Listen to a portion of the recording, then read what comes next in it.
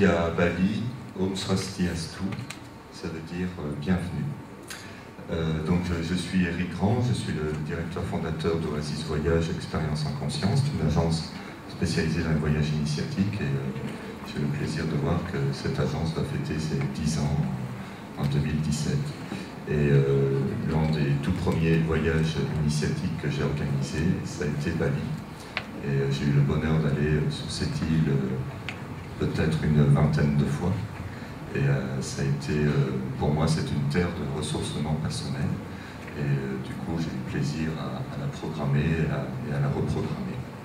Donc on va faire un petit peu en zoom arrière sur le voyage. On s'aperçoit aujourd'hui qu'il y a une évolution très nette au niveau mondial de la façon de voyager, c'est-à-dire qu'il y a 20 ans, on dit qu'il y a une mutation des 3 S, c'est-à-dire qu'il y a 20 ans, on parlait beaucoup les 3 S, le Sea, Sex and Sun, et maintenant, on dit que le nouveau concept, c'est la sustainability, la serenity et la spirituality, c'est-à-dire le côté durable, le côté serein et le côté spirituel. Et au niveau mondial, on voit apparaître par exemple des films que vous avez peut-être vus comme Ange Priem, où on est vraiment au cœur d'un voyage initiatique qui du reste se termine à Bali. Et plus récemment, on a eu le film de Lelouch, je ne sais pas si vous avez vu En plus une, il y en a qui ont vu En plus une de Lelouch, voilà, où on voit l'itinéraire d'une personne qui retrouve sa fertilité sur les bords du Gange, à la fois en s'immergeant, on va dire, dans la tradition hindouiste, mais également en allant dans les bras d'Ama. Donc, dans cette évolution, je dirais, mondiale du voyage pour aller dans des voyages qui donnent du sens, il apparaît une terre que les touristes eux-mêmes ont surnommée l'île des dieux. Et cette terre, donc, c'est Bali. On va mettre une petite carte de Bali. Bali se trouve en Indonésie, et l'Indonésie, c'est un archipel qui contient 17 000 îles. Il y a une seule île qui n'est pas musulmane, qui a développé sa spiritualité propre, et c'est Bali, qui est une toute petite île. Il faut imaginer que de l'extrême sud, ici, au nord, on a 80 km et à peu près 120 km d'est en ouest. Sur cette île-là, déjà j'aimerais savoir, est-ce qu'il y en a qui sont allés à Bali? D'accord. Vous êtes allés il y a combien de temps? 30 ans pour la construction. Il y a 30 ans? Au Club Méditerranée. Pour la construction du Club Med, d'accord. C'était maintenant, il est passé au Club Méditation. Je vois. Et vous? Cet été, d'accord. Très très bien. Vous savez combien il y a de volcans sur Bali? Sur 80 km sur 120? On en a plus de 80. Donc, si la carte est plate, le territoire, lui, est très volcanique.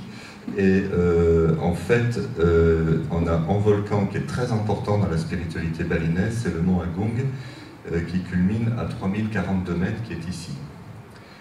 Et de ce volcan, on va voir au niveau spirituel, toutes les sources issues du volcan Agung sont des sources sacrées. Ça c'est très important, je vais vous montrer des images de rituels par la suite. Et donc il faut imaginer que l'île est un peu en pente, on va dire ici. La seule partie plate où on a mis l'aéroport, c'est par là, vers Denpasar. Et les fameuses rizières de Bali se trouvent donc sur les contreforts des volcans, c'est-à-dire ici. Donc ça, c'est la carte de Bali.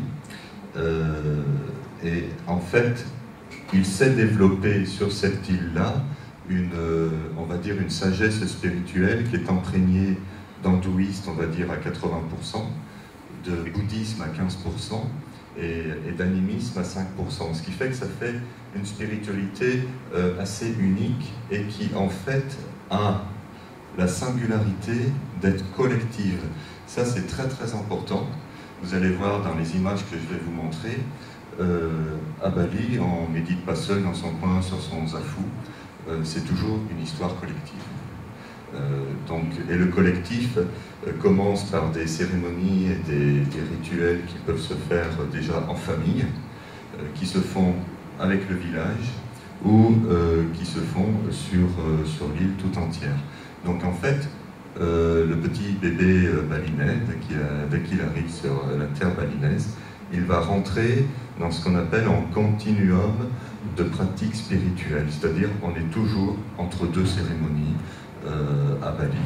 Et du coup, sur 365 jours, il y a peut-être au moins 50% du calendrier qui sont des journées de cérémonie ou de préparation aux cérémonies, de préparation d'offrandes, comme on va le voir.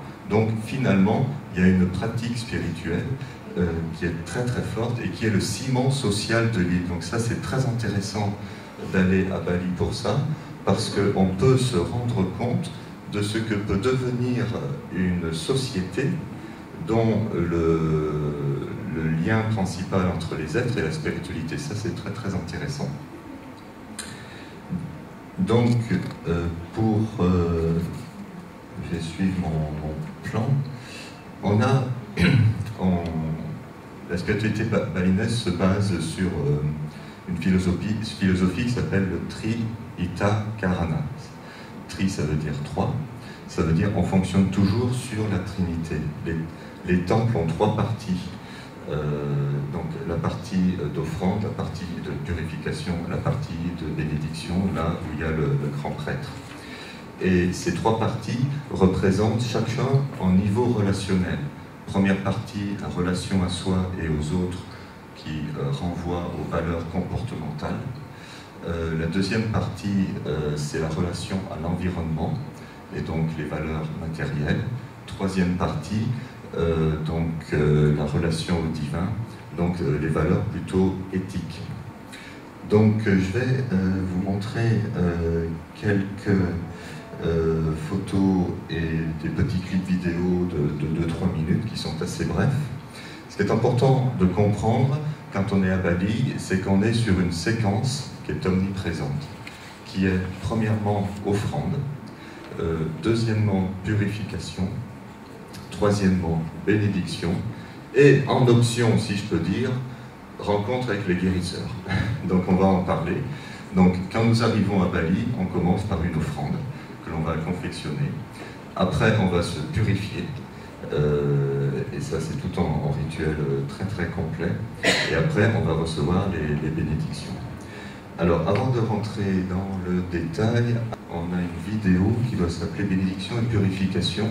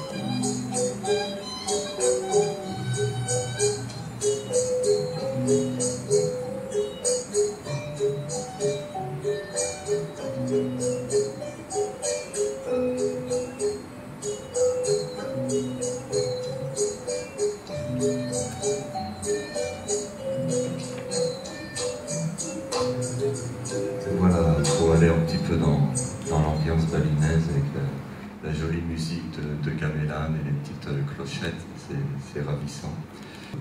Donc quand nous arrivons à Bali, la coutume, c'est donc de confectionner nos offrandes, qui se font à partir de feuilles de palmier tressées, qui sont ici. Et dans cette feuille de palmier tressée, nous allons mettre des ingrédients. Donc ici, on a différentes fleurs. On voit ici des fleurs de frangipanier qui sont très odorantes à Bali. C'est souvent la première odeur qu'on sent même quand on arrive à l'aéroport. Et en fait, il y a un parcours en conscience qui se fait que chaque fleur où il peut y avoir des fruits comme les mangoustans ou il peut y avoir du riz, va relier à une dimension de notre vie. À Bali, il y a 13 dimensions. C'est-à-dire il y a la vie sentimentale, il y a la paix avec les ancêtres, il y a la santé, il y a la paix avec les voisins aussi, dans les 13 segments d'une vie harmonieuse. Et à chaque fois, la personne est invitée à faire, on va dire, son autodiagnostic. Par exemple, quand je mets du riz dans mon offrande, le riz qui est relié à la prospérité, eh bien, où est-ce que j'en suis personnellement de ma relation à la prospérité? Quand je mets la fleur de frangipanier, qui est la vie sentimentale, où est-ce que j'en suis de ma vie sentimentale? Quel est mon niveau de satisfaction ou d'insatisfaction? Et qu'est-ce que je vais m'exprimer comme vœu personnel ou comme intention personnelle? Donc, la préparation d'une offrande, ça peut prendre des heures, puisque c'est fait en conscience. Et il faut bien comprendre, il doit y avoir une photo d'offrande après. Donc chacun constitue son offrande, et vous vous souvenez, comme la spiritualité balinaise est collective, il y a une offrande pour le groupe, en pejati, ce qu'on appelle. Est-ce qu'on a, je crois qu'on a une autre photo. Voilà, alors les pejati, on en voit, c'est énorme. Ce sont les offrandes pour, en groupe, une collectivité. Ça peut être une offrande pour une famille ou un village. Ce qui est intéressant à Bali, c'est qu'une fois que les offrandes sont purifiées, on mange les offrandes. Puisqu'il y a des différentes friandises, gâteaux, fruits, pommes, etc.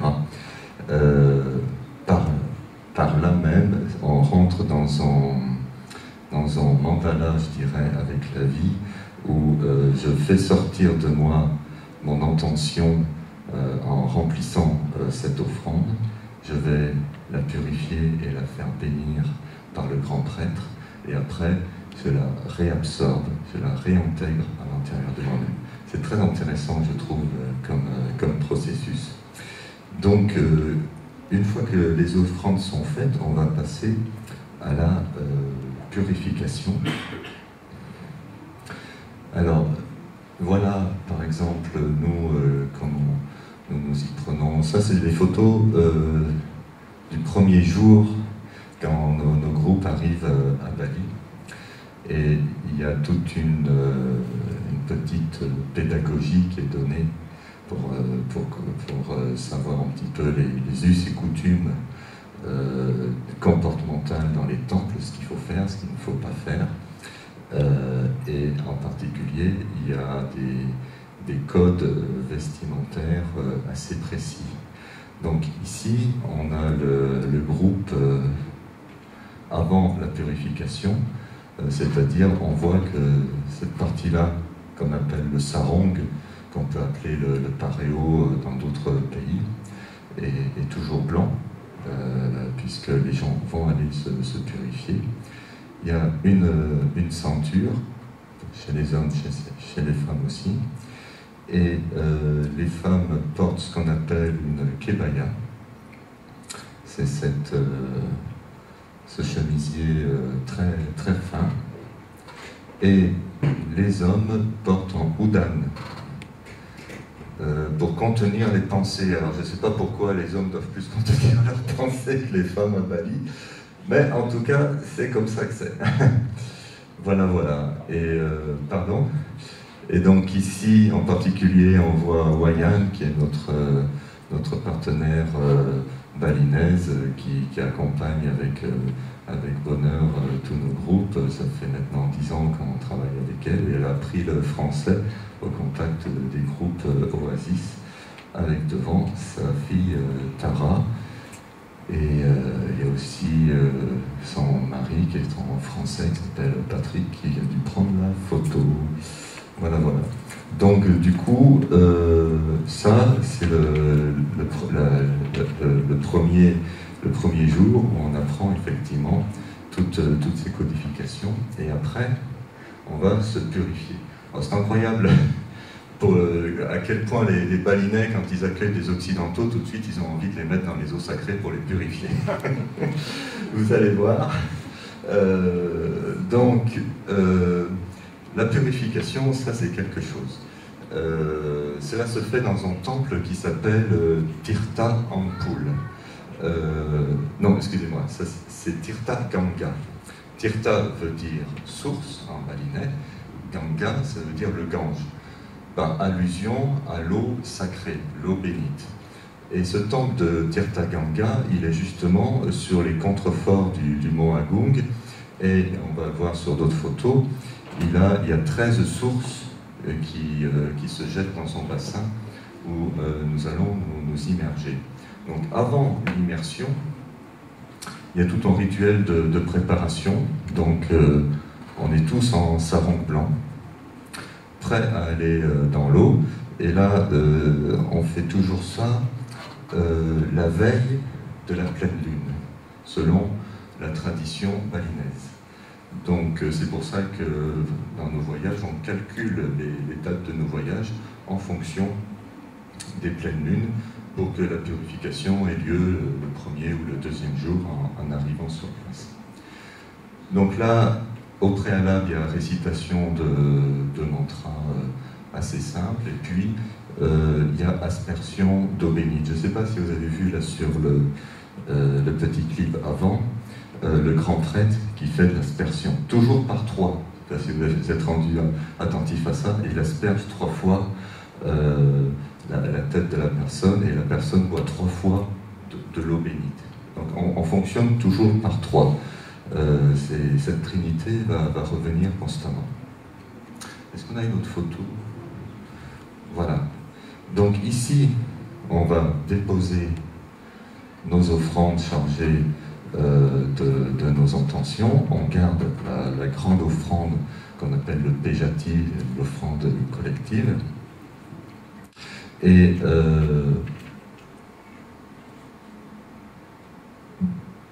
donc ici on discerne justement les sources sacrées. On les verra mieux dans le petit clip vidéo après. Et chaque source sacrée, c'est une dimension de la vie. Comme je disais, la paix avec les ancêtres, ça c'est très très important à Bali. On y reviendra plus tard, c'est-à-dire quand vous allez consulter un guérisseur, pour le guérisseur, s'il se passe en dysfonctionnement aujourd'hui dans votre vie, il va commencer à aller farfouiller au niveau des ancêtres. Également, ce qui est très très intéressant à Bali, où il y a plus de guérisseurs que de médecins, je dirais, officiels, c'est qu'on ne va jamais consulter le guérisseur tout seul. Si quelqu'un a un point dysharmonieux, il embarque toute la famille avec lui. C'est l'affaire de toute la famille. Ça, je trouve ça très, très intéressant. Je ne sais pas si on a une autre photo, on va peut-être mettre la vidéo. Voilà. Alors, les offrandes, comme vous avez vu, parfois on les mange, parfois on les offre, comme vous avez vu au bord des sources sacrées. Donc ça, on s'est purifié, et donc on a revêti les habits de cérémonie, c'est-à-dire les sarongs sont de couleur, les kebayas peuvent être de couleur. Voilà. Donc on va montrer la petite vidéo qui est assez particulière parce que la vidéo de purification dans les eaux sacrées donc, a été tournée la veille de la pleine lune, donc avec une caméra infrarouge. Donc c'est pour ça que c'est un petit peu sombre, mais c'est quand même intéressant de voir ça. Voilà.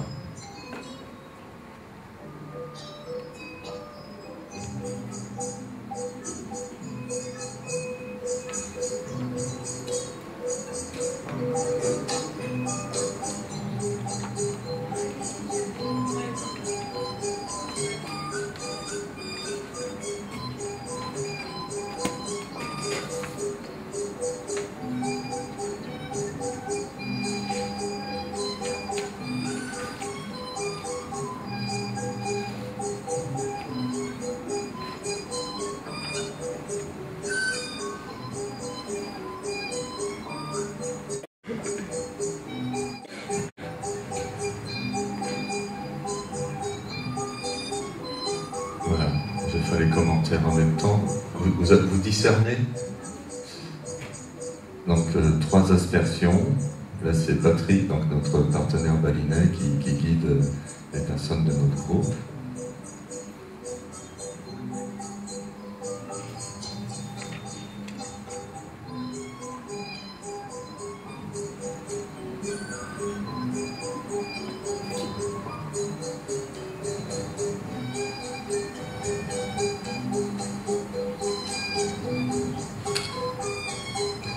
Et là, on est monté dans la 3e partie du temple, c'est-à-dire la partie du grand prêtre.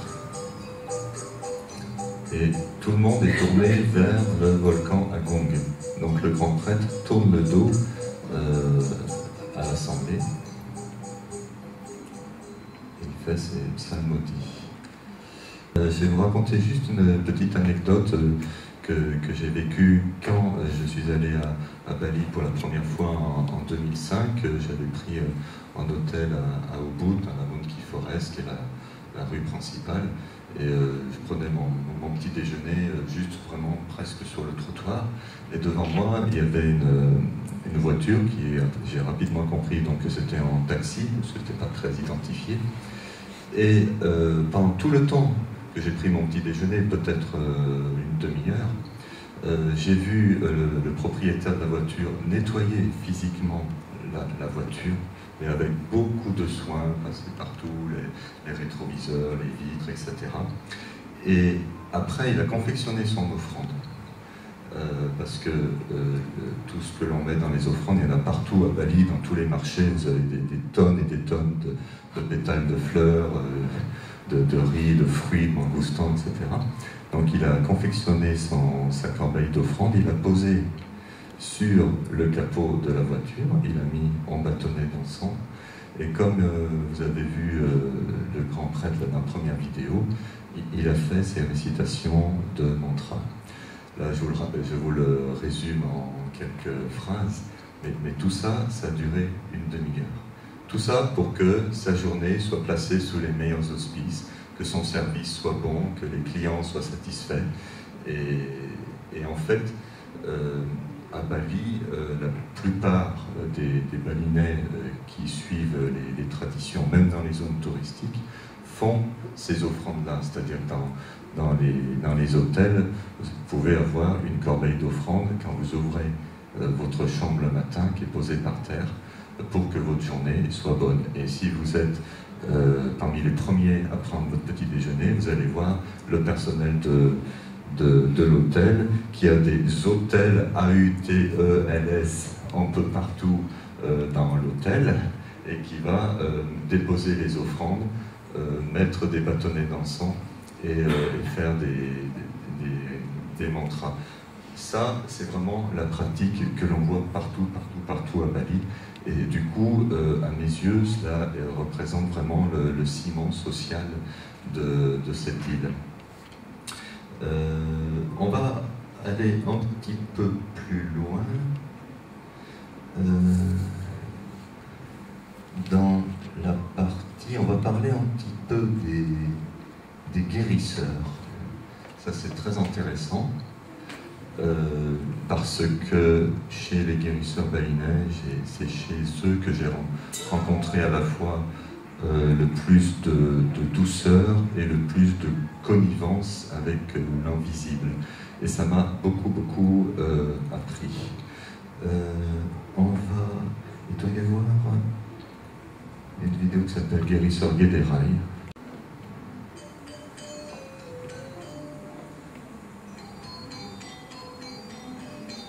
Voici Monsieur Guédé, qui commence à faire son diagnostic. Je crois qu'il va y avoir un petit zoom arrière. Là, il a entre ses mains quelqu'un et il va sentir ce qui se passe dans ce corps, dans cette âme. Parfois, il utilise cette sorte de crayon qui peut faire des points un petit peu douloureux parfois, qui peut réveiller des points douloureux.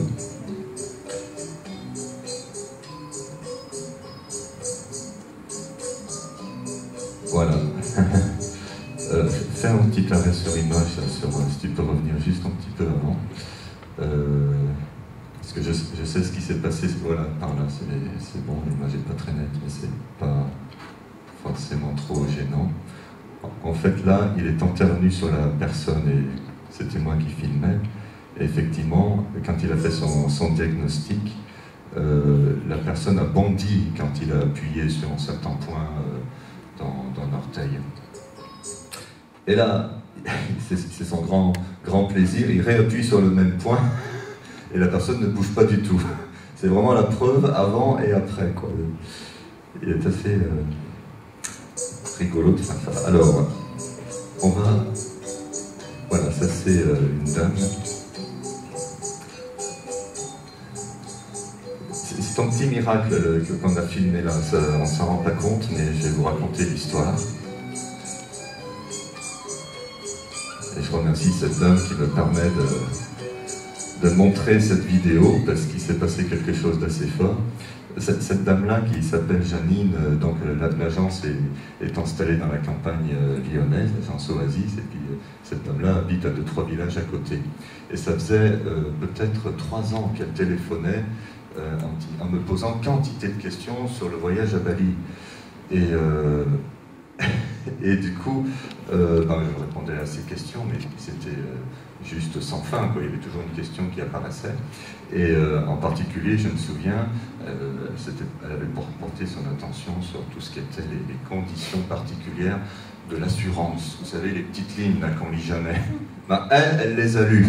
En 10 ans de voyage et en ayant fait voyager des milliers de personnes, c'est la seule personne qui a lu toutes les conditions d'assurance et qui me posait des questions. Je ne sais pas quel nom ça porte, mais vous savez, il y a des personnes, on est au quai d'enregistrement, ils me disaient, mais voilà, à combien de mètres se trouve la porte d'embarquement, et quand on est au temple, il y a combien de marches d'escalier, et je commençais un petit peu à m'inquiéter quand j'ai vu voilà, que cette personne avait un peu cette questionnite aiguë, et puis on en avait parlé ensemble, mais bon, c'est quelque chose un peu plus fort qu'elle, on va dire. Et quand elle est allée voir Guédérail, je me souviens toujours, là où exerce un guérisseur, c'est en temple, donc c'est en lieu sacré. Donc on monte dans le temple, vous avez vu la personne avec les tenues traditionnelles, et elle va pour monter, et Guédérail, qui a toujours une lecture absolument incroyable des êtres, il l'intercepte, il lui dit « Toi, ton mental trop fort, je ne peux rien pour toi. » Donc imaginez 3 ans pour s'inscrire en voyage, se décider et puis s'entendre dire ça. Et alors moi, j'ai fait ce que j'ai pu faire à cette occasion-là, c'est-à-dire acheter des Kleenex. Et bien, il y a eu une grosse émotion, je pense, pendant 2 jours, 3 jours. Et après, j'ai dit à Janine et au groupe, tiens, on va repasser voir Guédérail. Donc on a fait une petite modification au programme, et puis on est retourné voir Guédérail.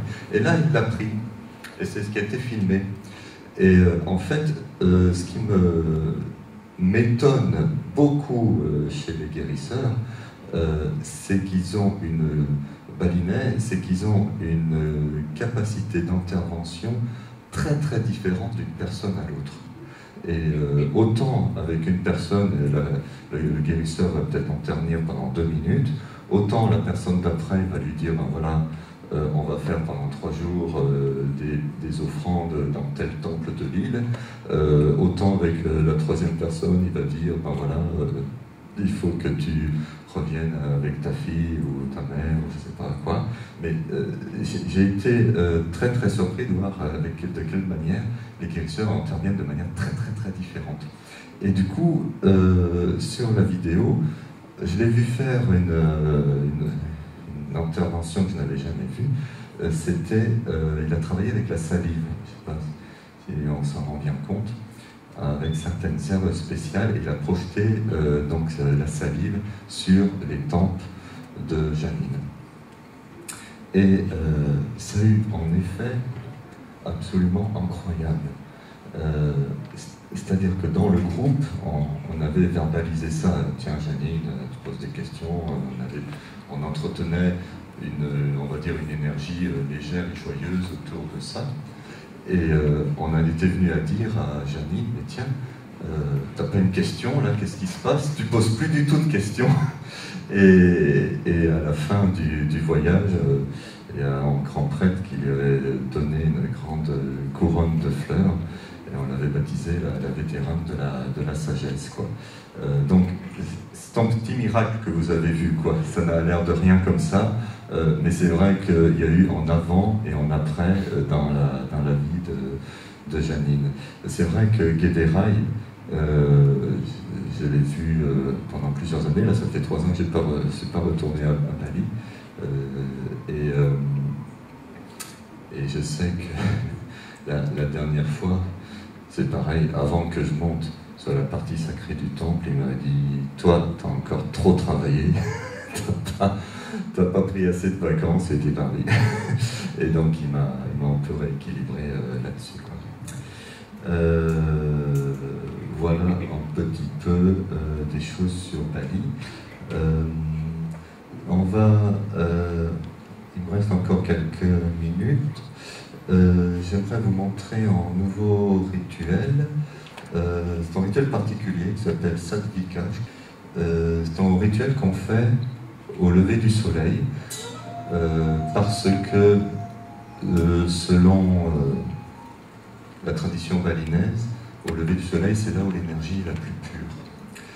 Donc du coup, là on est au nord de Bali. On est arrivé la nuit et il y a ce rituel Satvika.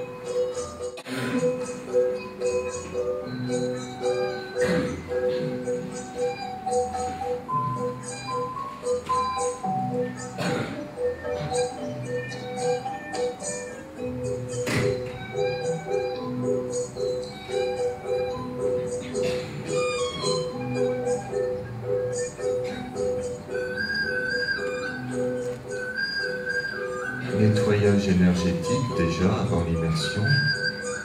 On va commencer par une méditation.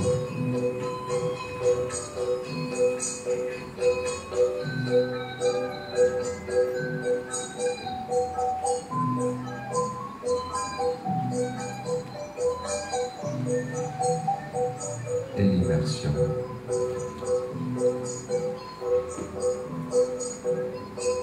Offrande, purification et bien entendu bénédiction.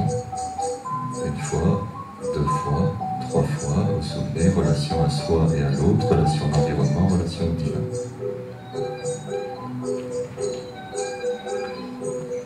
Là, en fait, c'est très curieux parce que c'est une source d'eau qui apparaît au bord de la plage. Donc c'est de l'eau du volcan Agung en fait, qui se mélange avec l'eau salée.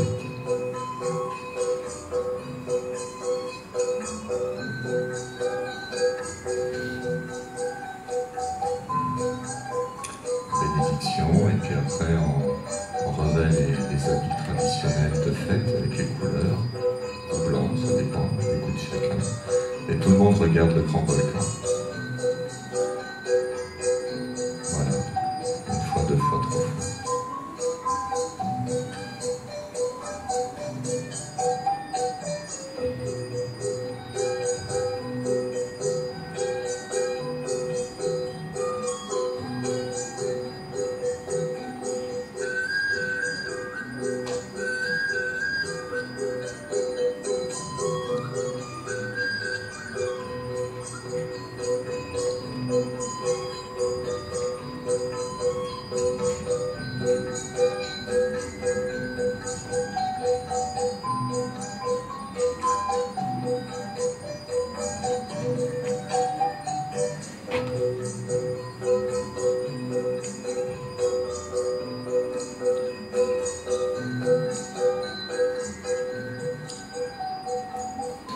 Ça, c'est Pakmanku. C'est le grand prêtre de Bezaki. Bezaki, c'est le temple le plus haut de l'île, donc le plus sacré pour les Balinais. En fait, c'est un temple où il y a plusieurs temples. Pakmanku, c'est vraiment donc la sommité spirituelle de Bali. Il n'y a pas de grand prêtre au-dessus de lui. Ce qui est très curieux, au début, j'explique toujours à mes groupes que le Pakmanku, par exemple, quand il fait ses interventions, il a toujours son Blackberry avec lui. Bon, il a peut-être tombé en plein du Blackberry. Et il prend les appels pendant le déroulement des interventions. Et ça, au début, ça peut choquer, mais en fait, c'est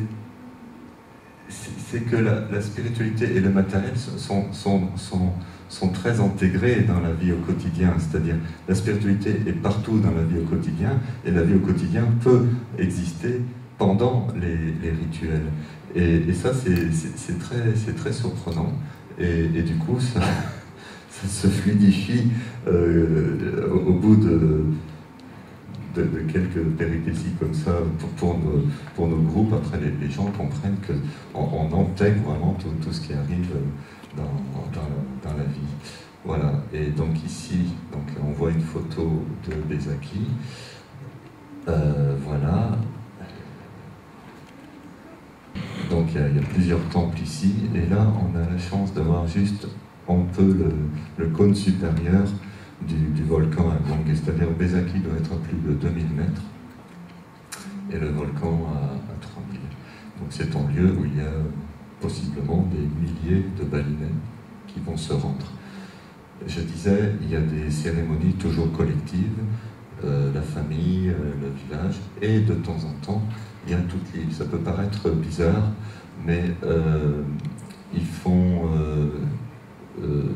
quand il y a eu, il y a quelques décennies, une éruption du mont Agung, tous les Balinais ont été invités à aller à Bezaki. Ça veut dire que ça a duré, je crois, 30 ou 40 jours. Et c'était en flot continu de Balinais qui, village par village, venaient faire des offrandes aux dieux pour leur dire « Ok, j'ai entendu ta colère et j'intensifie ma foi, je fais des offrandes. » Voilà un petit peu quelques petites notions de la vie balinaise. Est-ce que vous avez des questions, des observations, des commentaires, des témoignages? Oui? C'est juste, je pars dans un mois à Bali. Qu'est-ce que vous me conseillez sur la spiritualité au premier abord? Alors, il faut demander. Les Balinais sont absolument charmants, et, parce qu'ils ne vont jamais, s'il y a quelque chose qui n'est pas harmonieux, par exemple chez un occidental, ils ne vont jamais lui dire c'est pas comme ça qu'il faut faire, et personne ne vous dira rien. Simplement, si vous vous sentez mal à l'aise parce que vous voyez que les gens vous sourient plus que d'habitude, c'est-à-dire qu'à Bali, s'ils sont gênés, ils vont sourire encore plus, ils vont rajouter du sourire. Donc là, vous allez comprendre que le supplément de sourire, il y a quelque chose qui n'est pas en place. Et simplement, il faut demander, ou peut-être par déduction, regarder comment les choses se passent. Par exemple, dans un temple, si admettons que monsieur soit en train de méditer, on ne va jamais passer devant quelqu'un qui médite.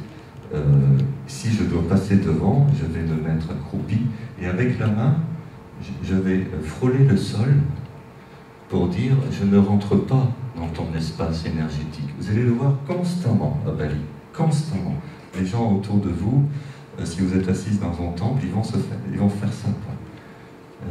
Donc il y a beaucoup de petites choses subtiles et infiniment délicates dans le comportement balinais.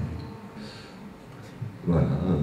Si vous voulez en savoir plus, donc l'année prochaine, à l'été 2007, je vais retourner animer en groupe à Bali au mois d'août, et ça sera avec le docteur Olivier Soulier, je ne sais pas si vous connaissez, qui intervient beaucoup sur la médecine du sens.